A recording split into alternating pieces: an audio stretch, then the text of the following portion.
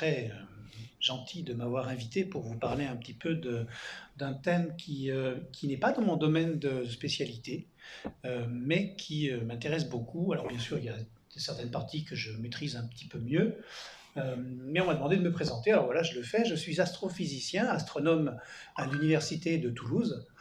Et j'ai fait une bonne partie de ma carrière à l'étranger, au niveau international. J'ai commencé par faire des études au Canada, où j'ai fait ma thèse de doctorat entre Québec et Vancouver. Et puis ensuite, je suis parti à l'étranger pour moi, à Paris, pour faire quelques stages postdoctoraux, puis au Chili pendant quelques années au grand télescope du VLT, du télescope européen austral, puis ensuite à Hawaï, où il y a un très grand site d'observation sur le volcan éteint du Mauna Kea. Et puis j'ai fini par devenir directeur du télescope de 2 mètres du pic du Midi, avant de devenir son directeur scientifique. Voilà.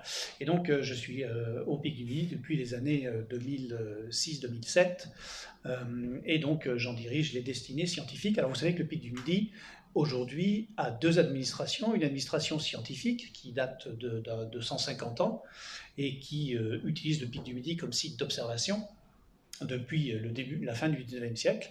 Et puis, depuis les années 2000, il y a une administration publique, dont vous avez vu quelques images là, qui ont été montées par un time-lapse de cette équipe publique, qui accueille le grand public, et grâce à qui on peut continuer à faire de la science aujourd'hui. Hein, si aujourd'hui on fait encore des observations scientifiques, si on repousse le front des connaissances au pic du Midi, c'est grâce à ce syndicalisme de valorisation qui, par l'accueil du grand public, qui paye sa montée, permet d'entretenir la totalité des bâtiments, y compris les bâtiments scientifiques. Donc, à chaque fois que vous montez au pic du Midi, eh bien, vous favorisez la science au sommet. Donc, si vous êtes déjà monté, merci beaucoup, et sinon, je vous encourage à y aller. Mais on ne va pas parler de ça du tout aujourd'hui, on va parler de la vie dans l'univers. Alors, j'ai divisé ma petite présentation en 2 parties. Une partie sur les origines de la vie, hein, donc, qui s'appelle donc D'où vient-elle, et puis une deuxième partie sur où va-t-elle, hein, dans le sens que sait-on de la vie ailleurs dans l'univers, a-t-on des idées? Et là on parlera un petit peu plus de la recherche de planètes dans l'univers, en dehors du système solaire, et puis aussi un petit peu de voyages spatiaux, hein, puis on verra où on en est. Donc la première partie concerne la vie. Et quand on parle de la vie, c'est un petit peu compliqué de la définir.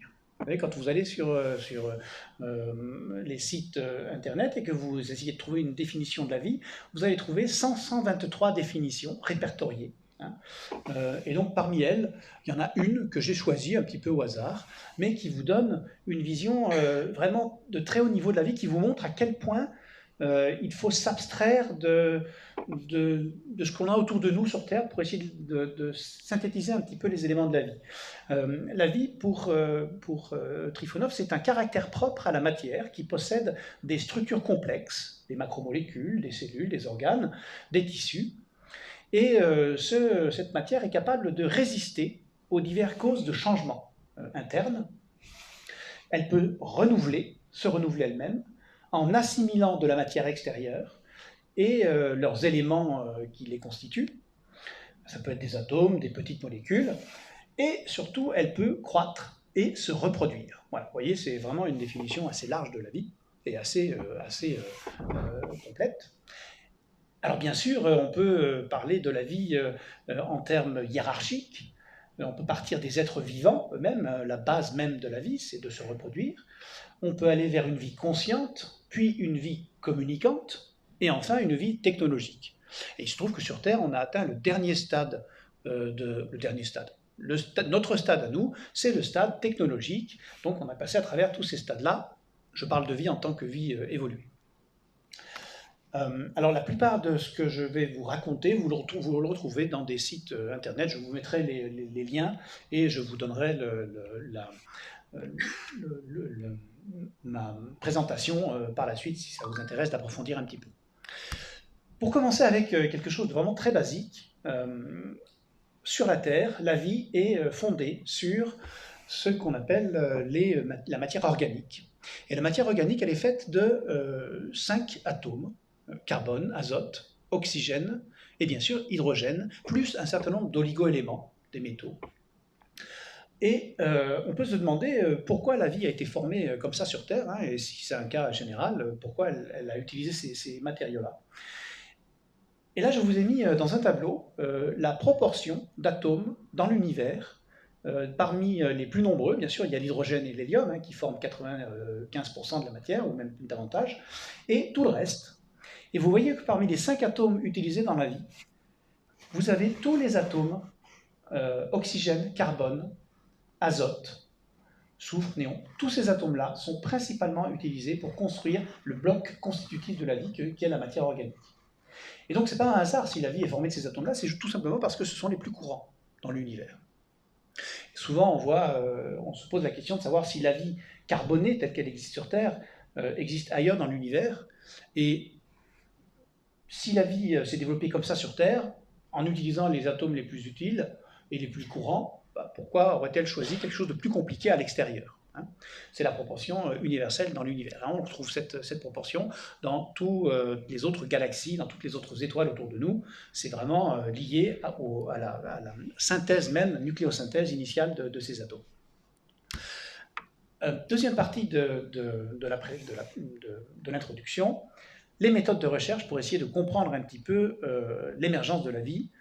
Il y a 4 grandes disciplines. La chimie, bien sûr, sous forme de biochimie, qui nous permet de savoir comment fonctionnent les molécules entre elles. La géologie, qui nous permet de dater et de remonter les origines au fur et à mesure avec des carottes géologiques. Et puis la cladistique, qui nous permet d'analyser, de synthétiser les propriétés de la vie évoluée. Et bien sûr, le séquençage ADN qui permet d'entrer en profondeur dans la physiologie, les fonctions même biochimiques de la vie et leur lien avec les formes les plus symbiotiques. La vie, vous avez ici une carte typique de cladistique d'émergence de la vie, où on voit les 3 grandes branches de la vie, et on reviendra sur cette évolution de la vie à la fin de la première partie de la conférence, où vous avez bien sûr les bactéries, les archées, et puis les eucaryotes, c'est-à-dire nous, les molécules, les cellules avec des noyaux.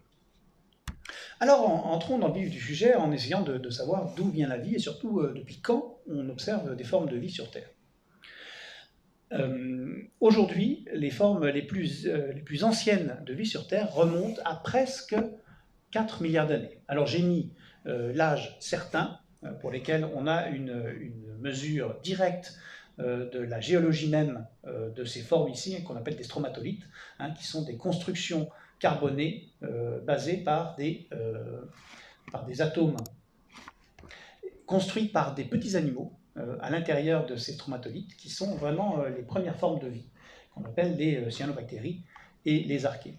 Et donc ça date d'environ 3,5 milliards d'années. Donc très vite, après la formation de la Terre, on voit des formes unicellulaires de vie qui apparaissent.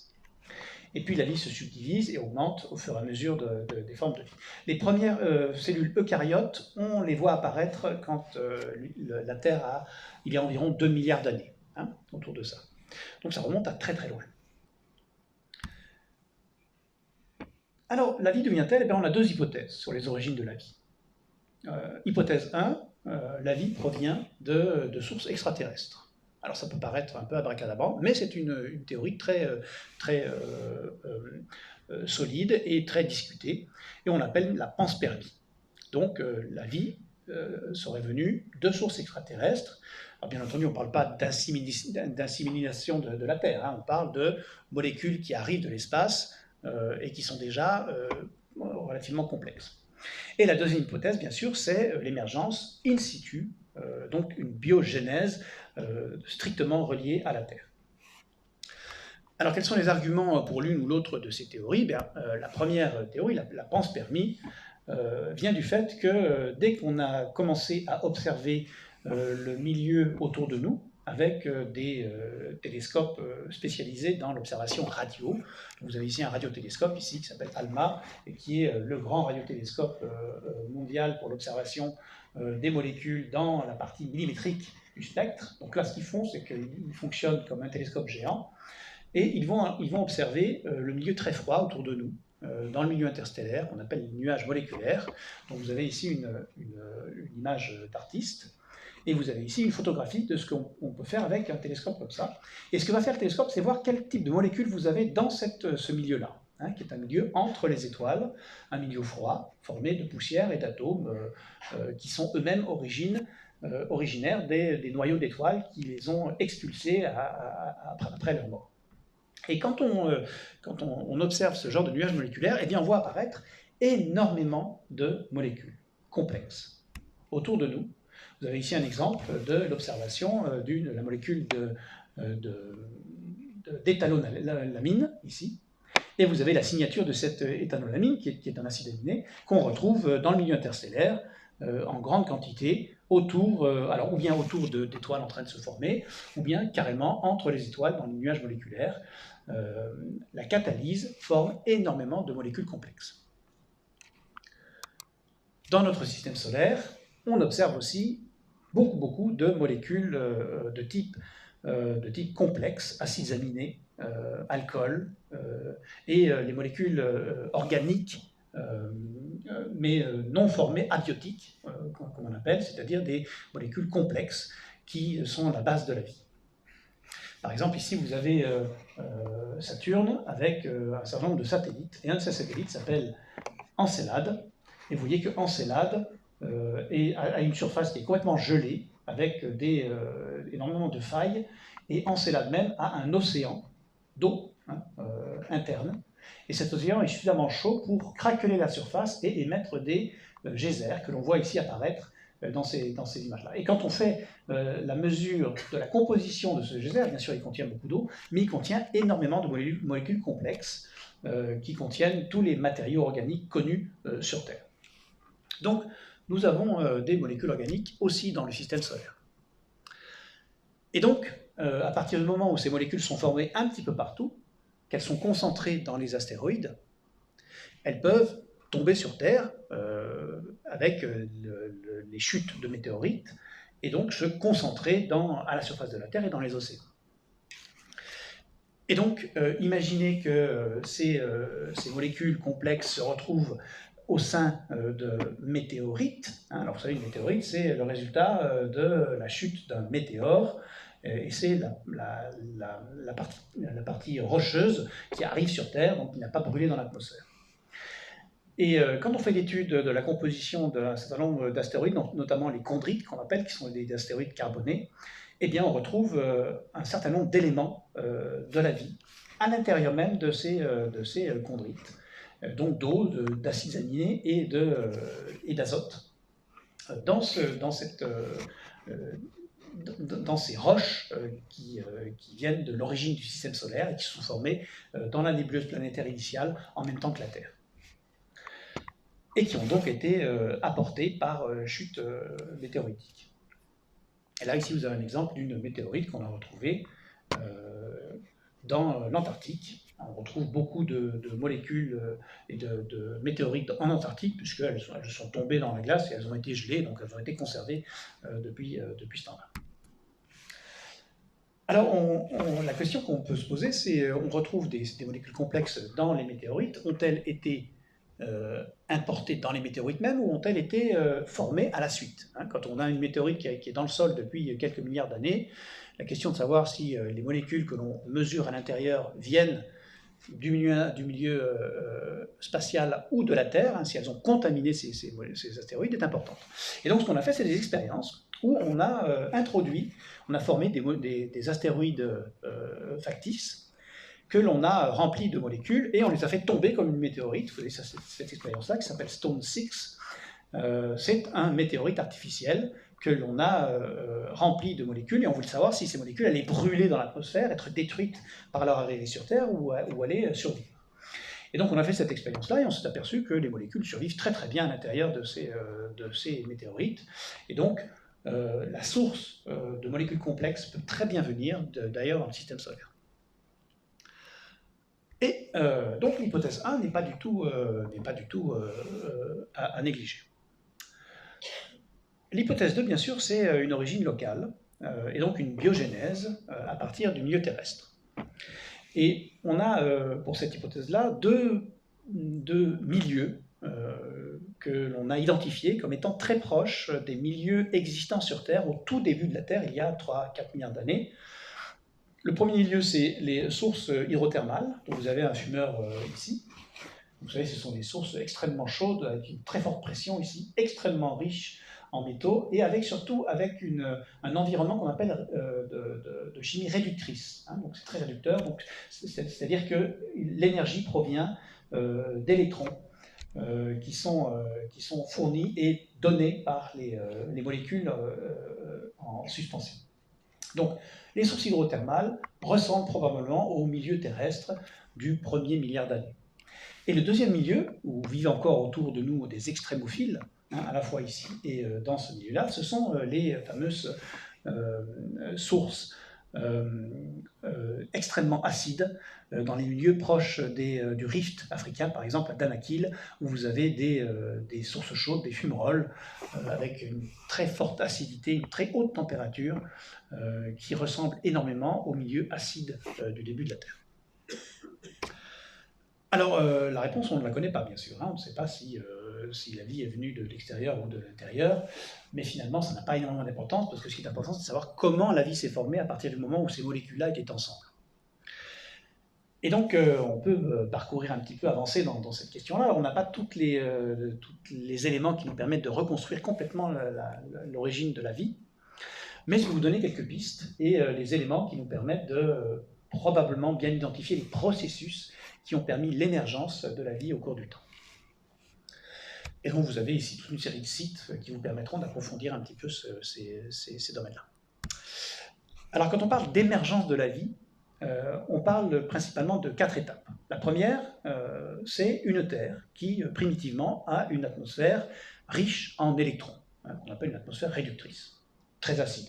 Hein, il n'y a pas d'oxygène, il n'y a pratiquement que du monoxyde de carbone, du dioxyde de carbone et un petit peu d'azote. Et donc la vie actuelle sur Terre ne pourrait absolument pas survivre dans la Terre initiale. Et cette atmosphère a produit des composés organiques simples. On ne parle pas ici encore de composés extrêmement complexes, on parle des bases, des polymères, des suites de molécules qui s'accumulent et qui se forment par chaîne catalytique. Alors bien sûr, elles utilisent l'énergie locale disponible, c'est-à-dire la chaleur du milieu ambiant. Et ces composés s'accumulent au cours du temps, se condensent, s'enrichissent dans une espèce de soupe chimique, ou bien au fond des océans, ou bien sur le bord de mer, et se trouvent donc concentrés à certains endroits, sur les côtes, sur les lagunes, dans des boues, sur les dorsales. Et ce sont cette concentration qui permet une très grande quantité de réactions complexes et catalytiques, avec une complexification progressive de la vie.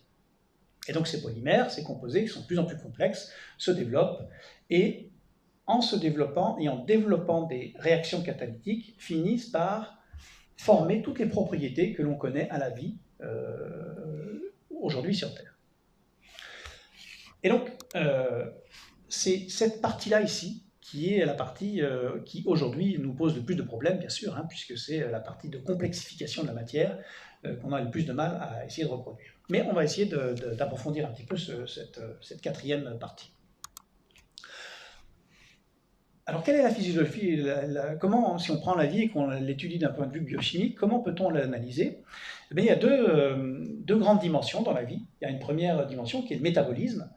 Le métabolisme, c'est toutes les réactions qui, à partir d'une source d'énergie donnée, vont inverser l'entropie locale et transformer l'énergie inutile en énergie utile et en complexification.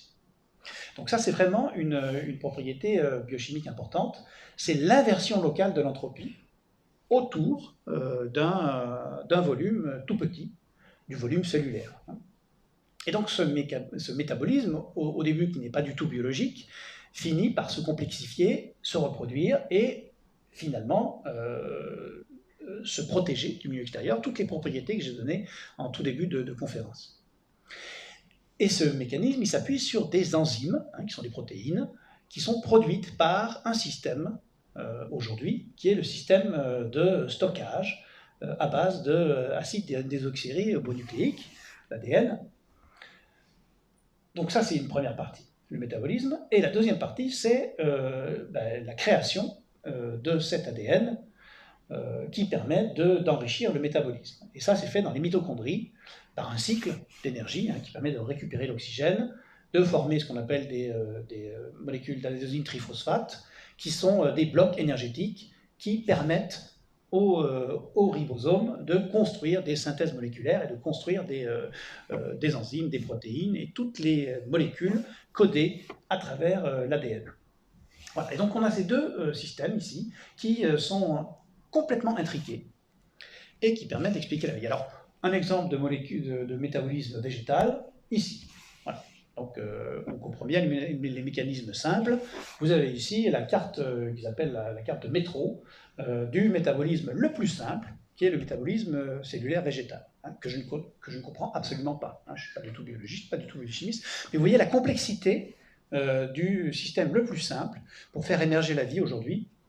Il faut essayer de comprendre ça. Voilà, et de comprendre comment ça a pu émerger, comment toutes ces intrications, vous voyez, les connexions sont multiples entre les métabolismes qui produisent des lipides, des transmissions énergétiques, des oxydations, enfin bon, c'est toute la biochimie de base qui permettent de faire tourner le métabolisme végétal et de faire pousser les plantes. Bon. Et donc, ça, c'est la partie métabolisme. La partie codage, bien sûr, aujourd'hui, on sait que le codage est fait sur l'ADN, qui est la belle molécule qui tourne sur le côté. Et donc, ce système de stockage, d'où provient-il? Probablement hérité des tout débuts de la vie par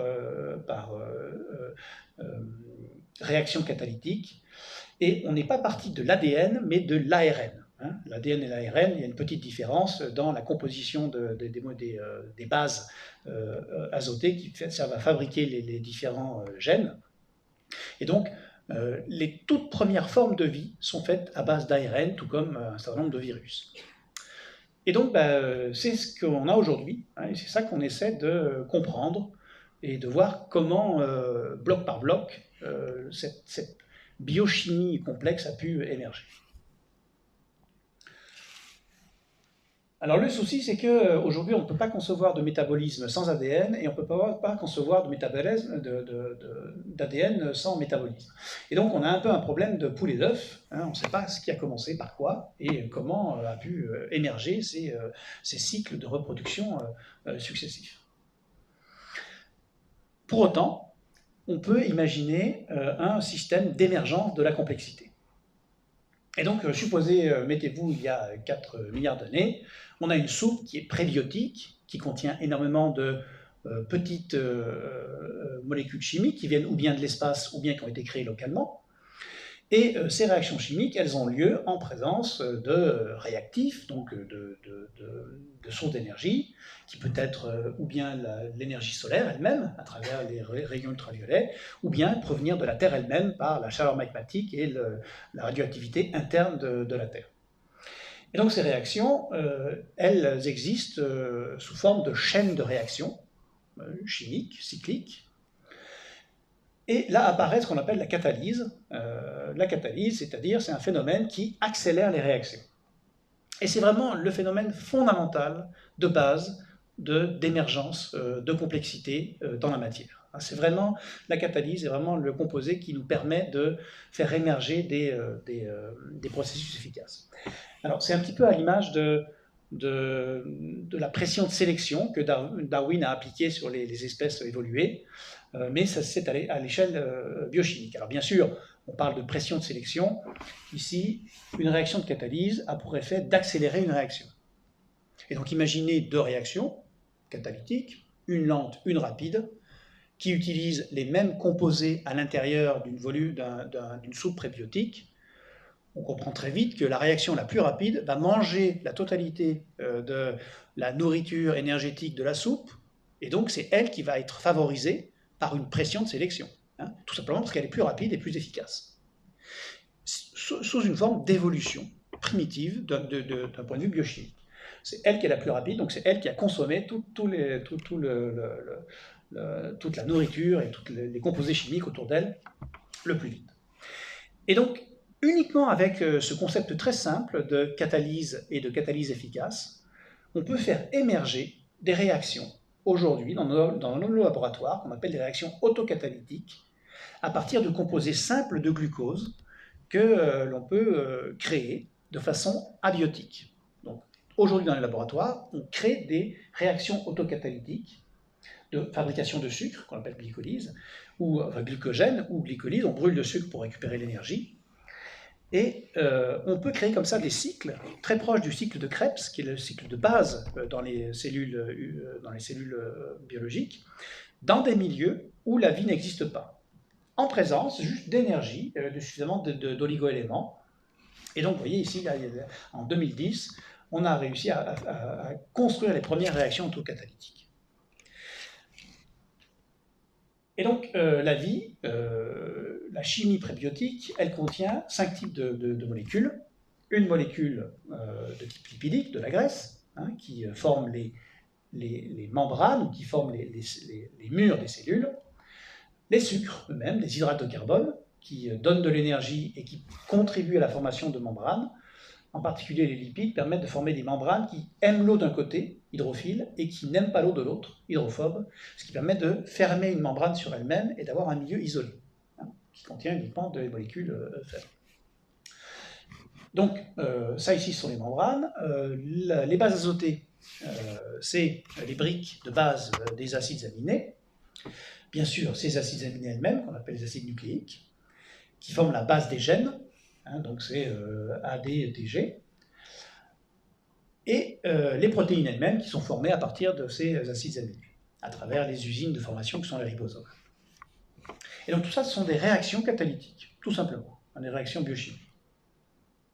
Et donc une théorie qui propose l'émergence de la vie, elle doit pouvoir expliquer l'origine et le fonctionnement de ces 5 classes de molécules dans un ensemble de réactions catalytiques. Alors, revenons sur Terre et mettons-nous, il y a quelques milliards d'années, sur la formation même du système. Ce qu'il faut bien comprendre, c'est que la Terre est un milieu extrêmement stable à l'échelle de l'univers. Avoir une planète comme la Terre, qui a un axe de rotation qui ne bouge pas, ce qu'on appelle l'obliquité, c'est-à-dire l'axe de rotation de la Terre par rapport à son axe de révolution autour du Soleil, il est extrêmement stable aujourd'hui. Il a été le même pendant 3-4 milliards d'années. Pourquoi c'est le cas? C'est grâce à la Lune. La Lune qui est un satellite extrêmement atypique. La Lune, qui est notre satellite terrestre, c'est le plus gros satellite dans le système solaire, ou quasiment. Et d'avoir un satellite aussi gros pour une planète tellurique, c'est complètement atypique, et c'est le résultat d'un événement catastrophique du début de la Terre, dont vous avez ici une petite imagerie, un petit modèle. Donc vous avez un planétoïde de la taille de Mars qui entre en collision avec la Terre et qui, pour la plus grande part, retombe sur Terre, mais un tout petit bout commence à tourner autour de la Terre. Vous avez ici, là, la future Lune qui va se former ici et qui va se transformer en satellite de la Terre. Alors, juste pour vous donner un ordre d'idée, il y a 1,5 milliard d'années, la Lune était à 66... aujourd'hui, elle est à 380 000 km, et elle s'éloigne petit à petit de la Terre, à raison de quelques centimètres par an. Et donc, dans 1,5 milliard d'années, la Lune sera à 66 rayons terrestres, et à cet endroit-là, les oscillations de l'axe d'inclinaison passeront entre 22 et 38 degrés. Autrement dit, la Terre va se mettre à osciller entre son obliquité va augmenter et diminuer. Et donc les saisons ne seront plus du tout aussi stables que ce qu'on a maintenant, aujourd'hui. Vous voyez, le fait que la Terre soit à un moment extrêmement stable pendant tant d'années, c'est vraiment le résultat de la formation d'un satellite comme ça, de la Lune, qui n'est pas du tout anodin. Autre particularité de la Terre, elle est suffisamment massive pour retenir l'atmosphère. Elle est suffisamment, mais pas trop massive pour ne pas transformer les êtres vivants en crêpes à sa surface, comme ce serait le cas sur Jupiter ou sur Saturne. Donc elle a juste la bonne taille pour favoriser une vie de type biologique basée sur les chaînes carbonées. Et donc ça fait quand même beaucoup d'effets combinés et en plus la Terre est ce qu'on appelle une zone habitable, hein, c'est-à-dire que les océans sont liquides à la surface, et on a une atmosphère remplie de vapeur d'eau. Et heureusement qu'on a de l'effet de serre, hein, sinon ça fait longtemps que la Terre serait sortie de la zone habitable, elle serait complètement congelée, hein, si on n'avait pas de vapeur d'eau à sa surface. Donc ça fait beaucoup d'éléments qui font que la Terre a des propriétés propices à l'émergence de la vie. Alors d'où vient l'eau terrestre? Eh bien, elle ne vient pas de la Terre elle-même, elle ne vient pas des comètes, elle vient des astéroïdes. On le sait par les rapports isotopiques qu'on mesure dans l'oxygène, c'est-à-dire le nombre de neutrons par rapport au nombre de protons. Et on sait que l'océan terrestre a été formé par la chute de ces fameux astéroïdes qui nous ont aussi apporté des éléments chimiques. Vous voyez, il n'y a pas énormément d'eau hein, sur la Terre. Si on prend tous les océans et qu'on le ramène à une sphère, vous voyez, ça fait cette boule-là. Hein. Tous les océans terrestres tiennent dans ce volume-là, qui représente environ 700 km de diamètre. C'est toute l'eau qu'on a à la surface de la Terre. Et donc, on a très peu d'eau. C'est une planète qui est relativement sèche. Mais fort heureusement, on trouve cette eau à cette surface, et c'est grâce à cette eau que l'on est ici pour en parler. Donc ces conditions initiales, au tout début de la Terre, elles apparaissent en quelques centaines de millions d'années, la chute des météorites, et la Terre primitive n'était pas du tout propice à la vie. Hein. D'abord, le Soleil était beaucoup plus chaud qu'aujourd'hui. Il était plus froid, hein, il était environ 30% plus froid qu'aujourd'hui, donc la Terre aurait dû être complètement congelée. Et si elle n'était pas congelée, c'est juste parce qu'elle avait un gigantesque océan de magma qui se refroidissait et les chutes de météorites qui apportaient de l'eau au fur et à mesure. Et donc ça, c'est resté comme ça pendant quelques milliards d'années, et il y a environ 2,8 milliards d'années, la Terre est restée extrêmement acide, avec une atmosphère complètement dominée par le carbone et l'azote, avec des températures supérieures à 100 degrés. Donc pas d'oxygène, de l'azote, et notamment de l'ammoniac et du dioxyde de carbone. Et c'est dans ces conditions-là que les premières formes de vie émergent, et qu'on a une atmosphère qui passe en... Alors vous avez ici le début de la Terre, ici, jusqu'à aujourd'hui, hein, là où c'est aujourd'hui, et vous avez ici la composition des différents éléments qu'on peut mesurer à travers les sources initiales. Et on sait qu'au tout début de la Terre, l'atmosphère était composée principalement d'azote et de dioxyde de carbone. Vous voyez, entre les années 4 milliards et demi d'années jusqu'à environ 3 milliards et demi d'années, 2 milliards et demi d'années, et qu'à partir de ce moment-là, la quantité d'oxygène a augmenté énormément, de façon exponentielle. Vous voyez ici cette augmentation ici, cette terraformation de l'atmosphère terrestre, elle est apparue il y a 2,5 milliards d'années. Pourquoi? Tout simplement parce que les premières formes de vie ont fabriqué un poison qui les ont tués. Donc il y a eu un premier développement terrestre de vie sous forme de cyanobactéries. Et ces cyanobactéries, elles ont transformé le dioxyde de carbone en oxygène et ont libéré cet oxygène dans l'atmosphère. Donc entre 4 milliards d'années et 2,5 milliards d'années, les cyanobactéries ont terraformé l'atmosphère terrestre pour enlever tout le dioxyde de carbone et le remplacer par l'oxygène, et donc refroidir l'atmosphère. Alors pourquoi aujourd'hui on n'a pas une atmosphère et une terre couverte de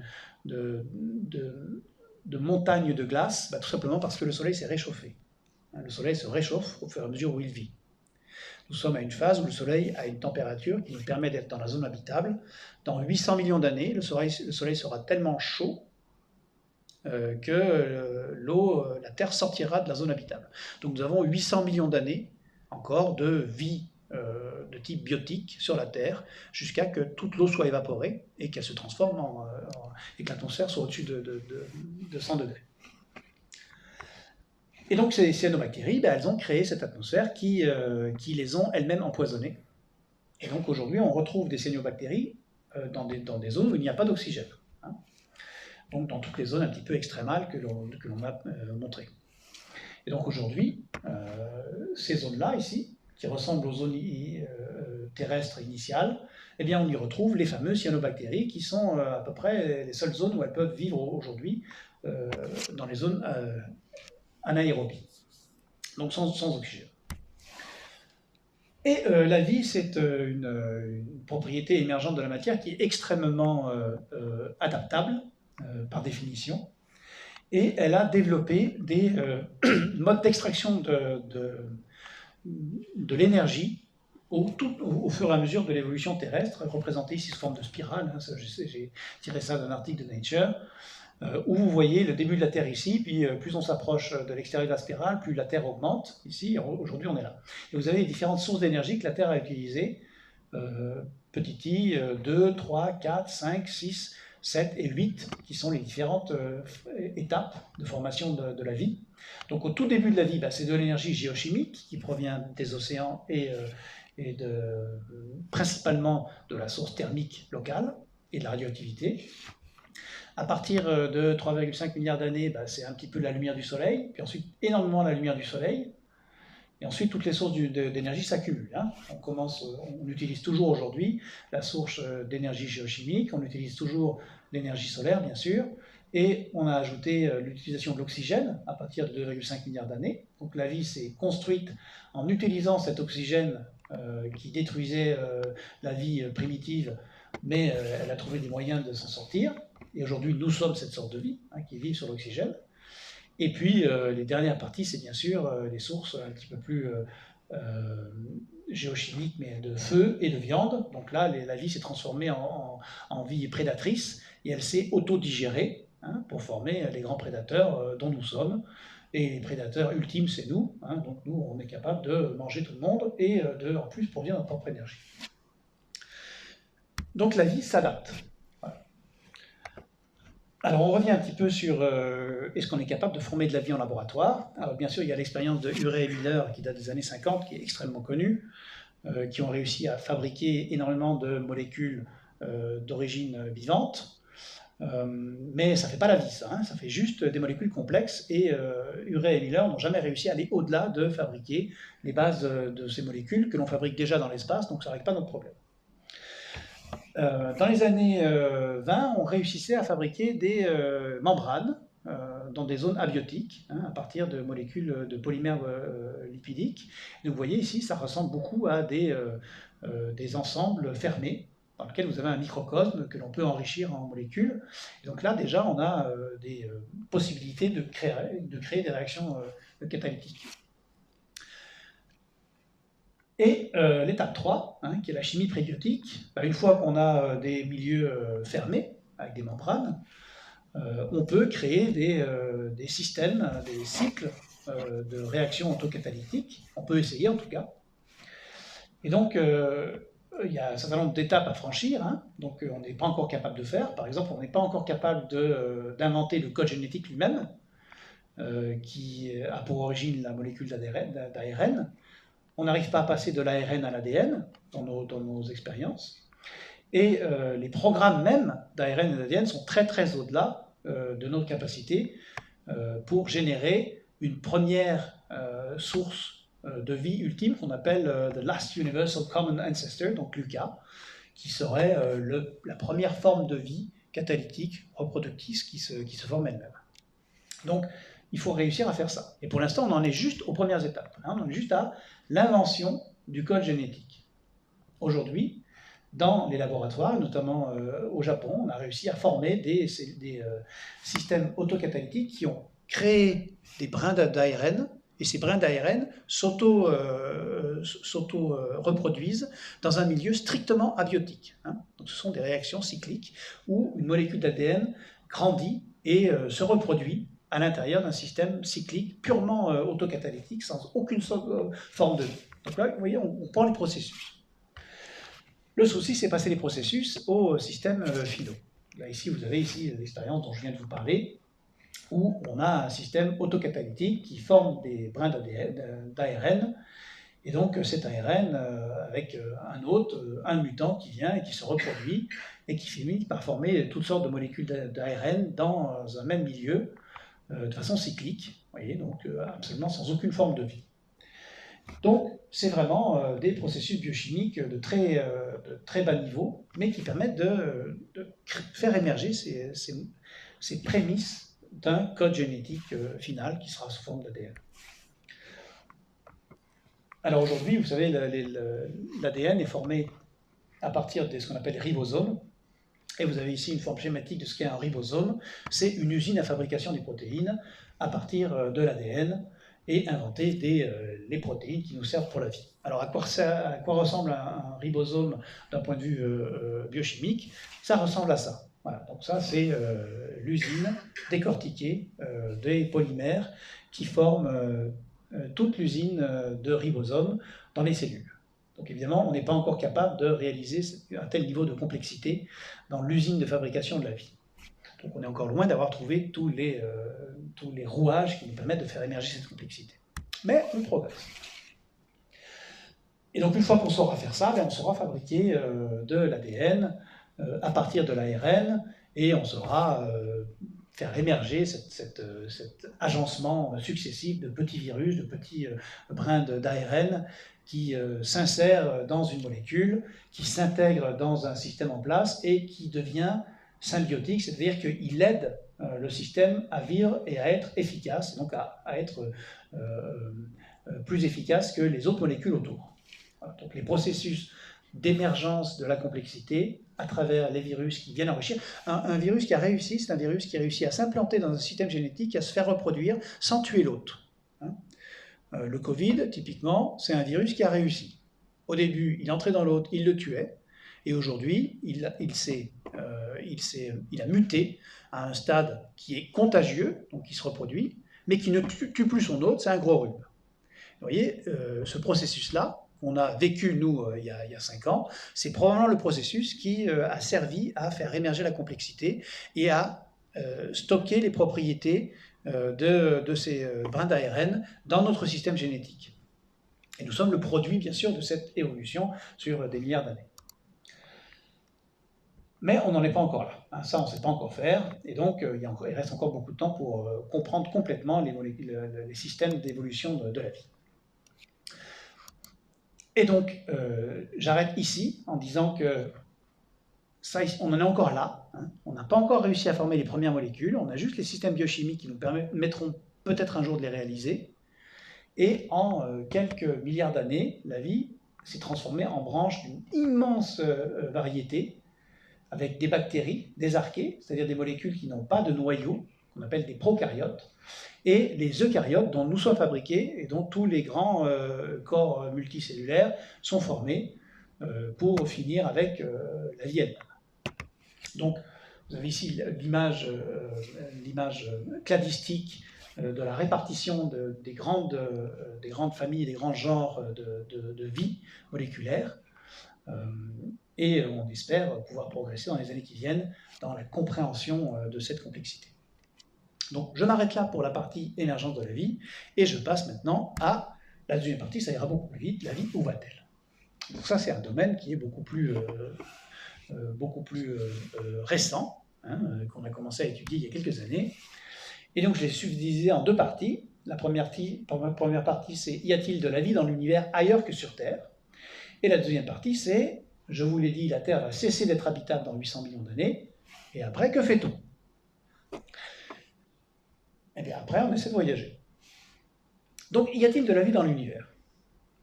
Alors il y a une première conjecture qu'on appelle la conjecture de Tsiolkovsky-Fermi, qui dit tout simplement que s'il y avait des civilisations extraterrestres sur Terre, ça fait très longtemps, enfin ailleurs que sur Terre, il y a très longtemps qu'on aurait dû être visité par ces vies extraterrestres, et on ne les voit pas.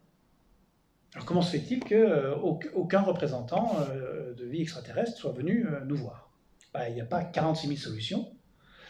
La première, c'est il n'y en a pas, on est tout seul. En tout cas, on est tout seul d'un point de vue civilisation technique, ce qui signifierait que nos civilisations techniques sont rares, il n'y en a pas beaucoup dans l'univers, et dans notre galaxie en particulier, et elles sont de courte durée. Donc nous, ça fait à peu près 100 ans qu'on peut échanger par voie électromagnétique, et ça ne fait que 10 000 ans qu'on existe en tant qu'espèce civilisée. Et l'autre option, c'est on n'est pas seul, mais ou bien elles ne nous ont pas encore trouvés, ou bien elles se cachent. Hein, parce qu'on n'a pas atteint un niveau de civilisation suffisant pour pouvoir être présentable. Et donc, c'est ce qu'on appelle le paradoxe de Fermi. Ça ne nous empêche pas de chercher. Hein. Et pour savoir combien il y a de vie extraterrestre, on a Drake qui a construit cette équation qui est plus un mode de compréhension de toutes les propriétés nécessaires pour faire émerger la vie. Donc là, il y en a quelques-unes, hein, on peut en mettre une vingtaine si vous voulez. Mais en gros, c'est vous avez un nombre de planètes disponibles, et puis dans ces planètes, il faut qu'elles aient une étoile qui leur permette d'avoir des planètes. Donc ça, c'est une fraction des étoiles. Et puis parmi ces planètes, il faut qu'il y en ait qui ait une atmosphère, avec une planète propice à la vie. Donc ça, c'est une autre probabilité, etc. Donc vous voyez, le nombre diminue au fur et à mesure où vous multipliez les probabilités. Et à la fin, quand vous rentrez des chiffres qu'on connaît à peu près, eh bien vous obtenez un chiffre n qui varie entre 1, c'est-à-dire nous, et quelques centaines de milliards, c'est-à-dire il y a de la vie partout. Et donc on ne sait pas s'il y a de la vie dans l'univers, donc on la cherche.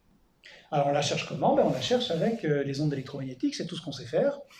Et vous voyez, ça fait environ 70 ans qu'on cherche. Donc on cherche avec une onde qui voyage à la vitesse de la lumière. Donc ce volume-là, dans le plan de notre galaxie, qui est là, autour de notre système solaire, fait environ 70 années-lumière. Ça fait 70 ans qu'on cherche, donc les sources de vie qui sont au-delà, hein, par exemple s'il y a une vie intelligente là, on ne le sait pas parce qu'on n'a pas encore pu la mesurer. Hein. Il va falloir attendre que notre sphère de vitesse de la lumière l'atteigne, donc dans 100 ans, 200 ans. Et vous voyez la taille de cette sphère par rapport à la taille de notre galaxie qui est là, qui fait 100 000 années-lumière de diamètre, c'est le tout petit point qu'il y a ici. Vous voyez, si on veut faire un sondage complet dans notre galaxie, il faudra qu'on mette 100 000 ans. Hein, le temps de voir les sources de vie approcher de nous. Et donc, c'est pas facile de trouver de la vie extraterrestre, en tout cas, même si on essaye, c'est pas encore gagné. Et puis on peut se poser une question très prosaïque, hein, est-ce que c'est vraiment une bonne idée d'aller chercher de la vie extraterrestre? Parce que quand on voit ce que la vie a fait sur Terre, la vie la plus évoluée, c'est-à-dire nous, sur son environnement, sur les espèces, je n'ai pas de jugement là, hein, je vais juste constater que nous sommes l'espèce qui est la plus nombreuse et qui vit aux dépens des autres. Et donc, faire l'hypothèse altruiste de dire que plus une vie est évoluée, plus elle est pacifique, intelligente, sage, c'est pas ce qui s'est passé sur Terre. Hein. Donc c'est ce qu'on appelle la théorie de la forêt sombre, c'est-à-dire en gros vivons heureux, vivons cachés, simplement parce que si jamais on se fait repérer par une espèce qui est un petit peu plus évoluée que nous, on risque de servir de nourriture. Et donc c'est peut-être pas ça qu'on veut. Et donc c'est un petit peu comme le lapin qui chercherait à trouver les loups. Hein, donc bon, est-ce que c'est une bonne idée? C'est une question. La Terre cessera d'être habitable dans 800 millions d'années, et après, que fait-on? Après, il faut sortir de la Terre. Hein. Et donc, l'humanité sera-t-elle elle-même à l'origine d'une panspermie dans notre système solaire déjà et dans notre galaxie? Et donc, là, il y a deux points qu'il faut régler. D'abord ça. Un, il faut détecter les planètes habitables. Et puis deux, il faut y aller. Hein. Il faut pouvoir y aller. Donc, sommes-nous capables de voyager d'un point de vue interstellaire? Alors, les planètes habitables, on peut déjà les regarder autour de nous. Il n'y en a pas beaucoup. Hein. Vénus, elle ne l'est pas, puisqu'elle est trop chaude, et l'atmosphère est trop grande. Mars, on pourrait y rester, mais ce n'est pas très sympa. Et surtout, il n'y a pas grand-chose à faire. Une fois sur Mars, il faut créer tout ce dont on a besoin pour survivre. Et il n'y a pas grand-chose. Il y a les astéroïdes eux-mêmes, entre Mars et Jupiter, et puis il y a les satellites des grandes planètes gazeuses. Alors les grandes planètes gazeuses, elles sont totalement exclues, on ne peut pas vivre dedans. Elles n'ont pas de surface et elles sont extrêmement hostiles. En revanche, elles ont des satellites qui, eux, ressemblent beaucoup à la Terre et ont des composés organiques, donc des océans, de l'eau liquide interne. Donc on pourrait imaginer aller sur ces endroits-là. Donc ici, là, je vous ai fait une photographie d'un peu tous les satellites que l'on connaît autour de nous, qui sont potentiellement utilisables. Donc j'exclus Vénus ici, mais ici on a Mars, la Terre, Vénus, Mercure, donc les seules planètes avec une surface solide. Et puis à côté, vous avez planètes, des petites planètes qui tournent autour des grands satellites et qui ont des océans et des surfaces de glace qui sont potentiellement utilisables. Ici, vous avez Io, avec ses volcans de soufre. Vous avez Ganymède, Europe, et tout ça, ce sont des planétoïdes avec des océans que l'on va aller étudier avec la sonde JUICE qui est en train de voyager vers Jupiter et qui va étudier un petit peu l'habitabilité de ces satellites de Jupiter, qu'on appelle galiléens, et qui nous permettront de savoir si, dans un avenir pas trop lointain, on pourra s'y installer. Alors bien sûr, Mars, on la connaît bien, on l'a étudiée, pendant des années on a pensé qu'elle était remplie de martiens, dont Camille Flammarion du reste, qui avait une opinion très éclairée et très ouverte sur la vie dans le système solaire. Mais aujourd'hui on sait bien qu'il n'y a pas de vie, et que ça va être compliqué de s'installer sur Mars et d'y vivre. Alors, une fois qu'on a fait le tour de la Terre, on peut aller voir ailleurs. Et ailleurs, ça veut dire regarder autour d'autres étoiles. Et alors, on a commencé à détecter des planètes extrasolaires, des planètes qui tournent autour d'autres étoiles autour de nous, dans un milieu relativement proche, à quelques centaines d'années-lumière. On a détecté la première planète en 1992, et aujourd'hui, voyez, on en connaît un peu plus de 6000 aujourd'hui. Donc, je vous ai fait un graphique ici où vous avez la distance de la planète par rapport à son étoile en unité astronomique, c'est-à-dire ça, le petit cercle ici, là, avec une croix, c'est la Terre. Donc, la Terre est à une unité astronomique du Soleil. Et vous avez la masse de la planète ici. Donc, vous voyez ici, l'ensemble des planètes qu'on a observées, elles sont toutes énormément plus massives que la Terre. Elles sont à probablement des tailles de Jupiter. Et la plupart sont beaucoup plus proches de leur étoile que ne l'est la Terre. Donc en fait, pratiquement aucune de ces planètes-là ne sont habitables uniquement par le fait qu'il ne peut pas y avoir de liquide à leur surface, elles ne sont pas au bon endroit. La zone habitable, elle est à peu près ici. Et des planètes de la taille de la Terre, eh bien, elles sont à peu près ici. Voyez, il y en a très très peu. Et vous avez ici la liste de toutes les planètes qu'on appelle habitables, c'est-à-dire à peu près de la taille de la Terre, des super-terres. Vous voyez la taille de Neptune, Jupiter par rapport à ces planètes-là, et la taille de la Terre. Donc ces planètes-là qui tournent autour d'étoiles pas très loin. Celle-là est à 4,2 années-lumière de nous, celle-là 11 années-lumière, c'est light years en anglais. Donc vous voyez ici la liste de toutes les planètes qui sont potentiellement utilisables. Alors qu'est-ce qu'une planète habitable? On a différents index qui nous permettent de classifier l'habitabilité des planètes. Il y en a une qui dit la similarité avec la Terre. Par exemple, Mars, elle a une similarité de 0,7, sachant que la Terre c'est 1, bien sûr, et Vénus 0,4. Vous voyez, et la Lune 0,5. Alors on sait très bien qu'on ne peut pas vivre sur la Lune, on ne peut pas vivre sur Mars, et on ne peut pas vivre sur Vénus. Et donc ce chiffre-là, tant qu'il n'est pas proche de la Terre à 0,99, on a peut-être du mal à vivre sur ces planètes-là. Le deuxième indice, c'est l'indice d'habitabilité planétaire. Donc la vie peut-elle se développer dans des conditions extrêmes. Par exemple, la Terre est à 0,8 dans cet indice d'habitabilité planétaire, ce qui veut dire qu'il y a 80% de la Terre qui est habitable et le reste, c'est compliqué. Vénus 0,4,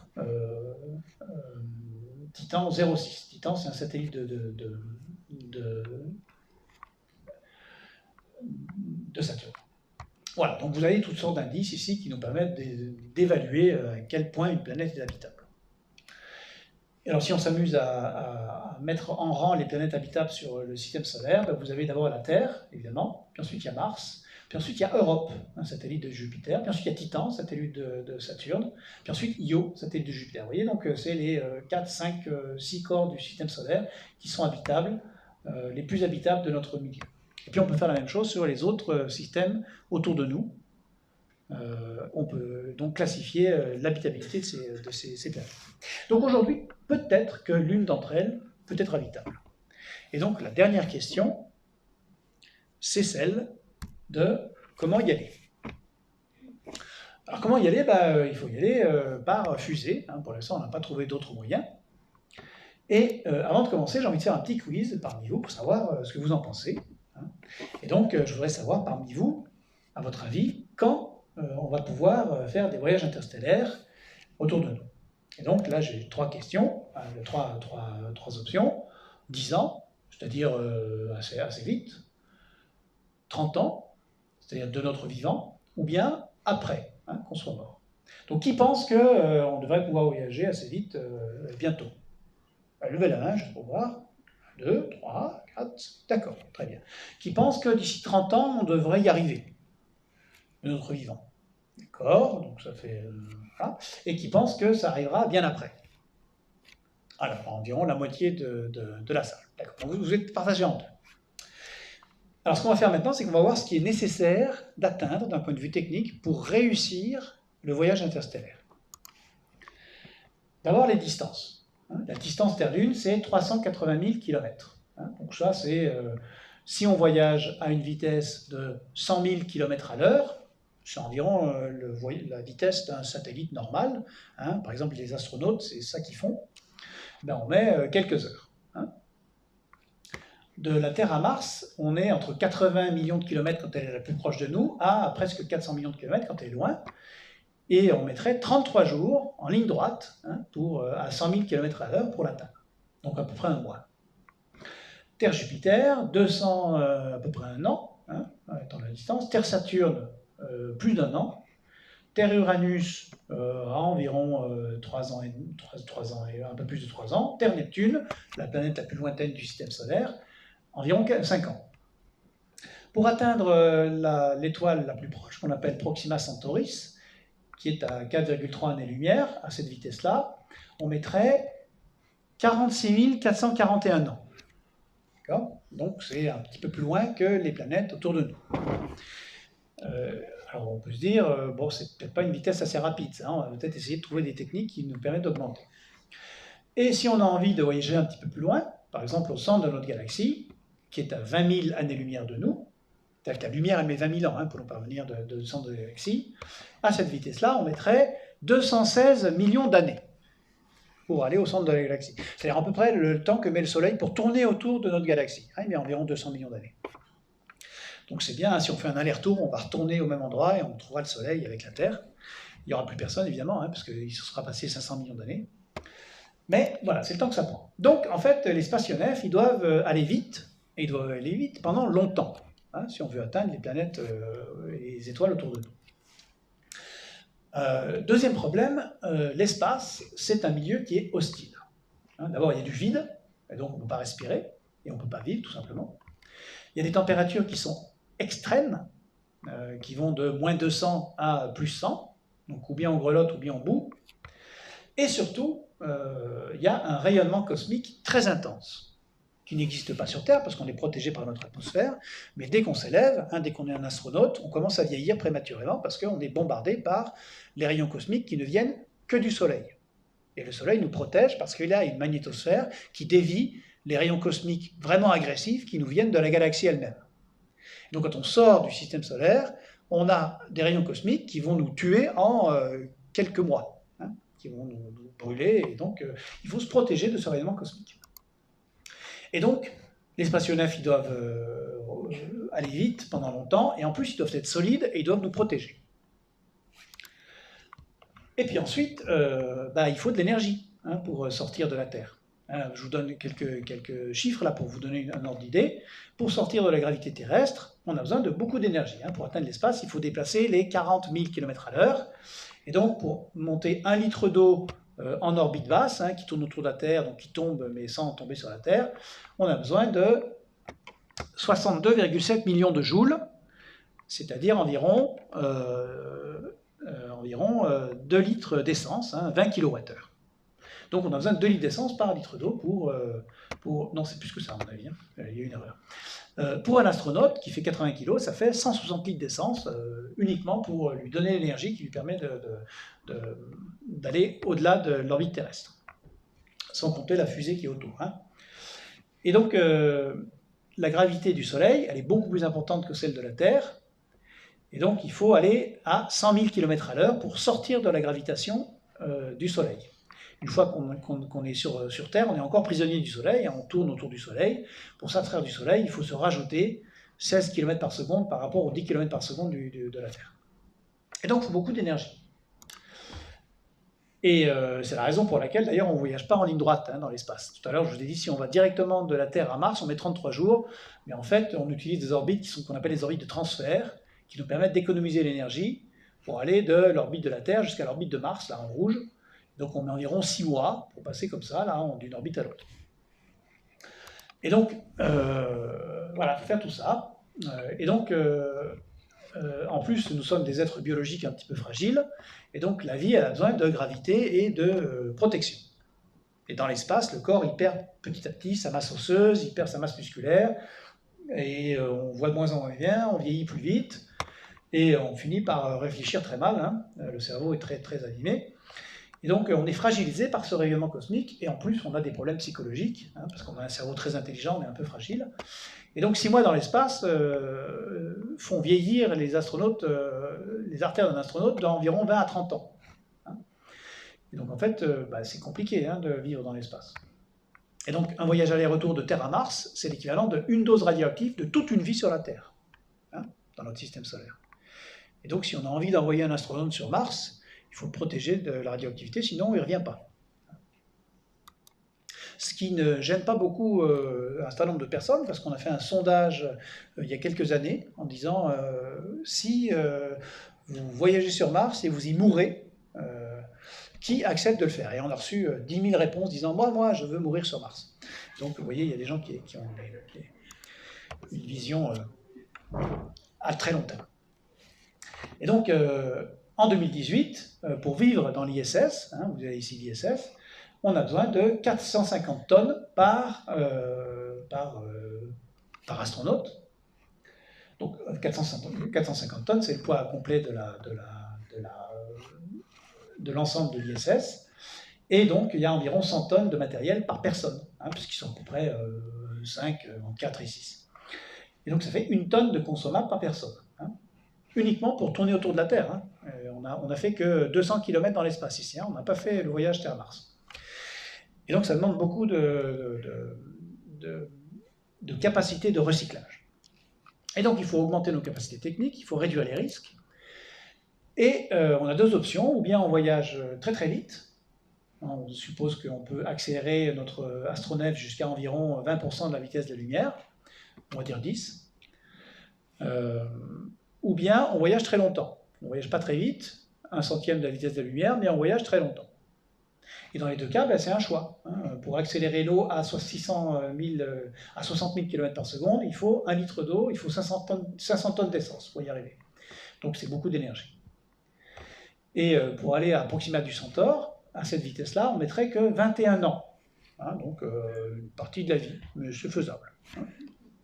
Voilà. Puis en plus, à 20% de la vitesse de la lumière, le temps s'écoule plus lentement, il se dilate, et donc on arrive plus jeune que ce qu'on aurait dû.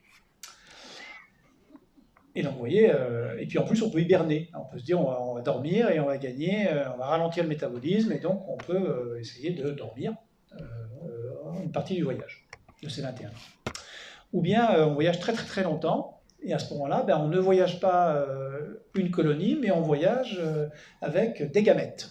Hein. Donc on stocke les gamètes, et puis ensuite on les agence ensemble, on fait du développement in situ une fois qu'on est arrivé au bon endroit. Donc ça, ce serait une stratégie beaucoup plus de sauvegarder l'humanité et ses gènes, hein, quelque part. Donc ce serait une sorte de pense-permis, si vous voulez. Et là, pour voyager jusqu'à Proxima du Centaure, il faudrait presque un demi-millénaire, hein, pour atteindre l'espace. Donc là, il faut vraiment s'organiser pour vivre dans le milieu interstellaire. Et donc, il faut aussi, bien sûr, être autonome. Hein, donc, ou bien on voyage très très très vite, mais à ce moment-là, on ne sait pas encore faire ça, hein, à des vitesses relativistes. On se rapproche très vite de la vitesse de la lumière. Ou bien, et à ce moment-là, on n'a pas besoin de faire de grand-chose, hein, puisque plus on s'approche de la vitesse de la lumière, plus notre temps s'écoule lentement. Et par exemple, si on voyage à 90% de la vitesse de la lumière, on atteint Proxima du Centaure en environ 2 ans. Donc c'est relativement rapide. Mais ça demande beaucoup, beaucoup d'énergie. Vous voyez, hein, pour aller à 90% de la vitesse de la lumière, 1 litre d'eau demande 40 millions de tonnes d'essence, ou 1 tonne d'uranium, hein, si on utilise l'énergie nucléaire. Et puis pour voyager à 99% de la vitesse de la lumière, c'est 2,5 tonnes d'uranium. Donc ça commence à être compliqué là. Voilà. Et puis le voyage, il rétrécit au fur et à mesure où on se rapproche de la vitesse de la lumière, tout simplement parce que le temps se dilate. Voilà, donc alors quelles sont les étapes à franchir? Bah, d'abord, il faut gagner un facteur environ 100 à 1000 en propulsion, un facteur 100 à 1000 en protection vitale, hein. Faut nous protéger 1000 fois mieux que ce qu'on sait faire aujourd'hui. Et pour ce qui est de l'accès aux matières premières et recyclage, bah là, on a tout à inventer, hein. On ne sait encore rien faire dans comment fait-on pour vivre pendant des années et des années sur un même stock de matière organique. Voilà, alors juste pour vous donner un autre chiffre intéressant, dans toute l'histoire de l'humanité, la production par personne est environ 1/10000000 de ce dont on a besoin pour envoyer une personne vers Proxima du Centaure dans ces conditions-là. D'accord? Donc, toute l'humanité ne va pas voyager vers Proxima du Centaure. Alors, où en sommes-nous aujourd'hui? Ben, allez, je vous montre, j'espère que ça va marcher. Ça, c'est tous les tests qu'a fait Elon Musk avec sa fusée SpaceX pour la faire atterrir. Et vous allez voir que on a beaucoup d'essais et d'erreurs. On va avancer un petit peu, voilà. Je reviens un petit peu. Vous allez voir des fusées qui essaient d'atterrir mais qui se plantent. Alors, est-ce qu'on a un lanceur? Première chose, il faut construire le lanceur, la fusée, pour arriver. Elon Musk, en 2000, avait dit « j'arriverai sur Mars en 2025 ». Donc on est en 2025, maintenant il dit 2026. Voilà. Je parie qu'en 2026, il dira 2027. Hein. Mais bon, c'est juste un pari. Donc on n'y est pas encore. Hein. On ne sait pas encore faire un lanceur qui va nous amener sur Mars. Mais bon, peut-être. Peut-être. Après, je vous repose la question. Qui pense que nous allons voyager dans le milieu interstellaire avant 100 ans? Oh, vous avez bien écouté. Et après 100 ans? Donc du coup, tout le monde. D'accord, très bien. Bon, bah écoutez, je vais m'arrêter là et je vous remercie de votre attention et je vais essayer de répondre à vos questions si j'ai les réponses.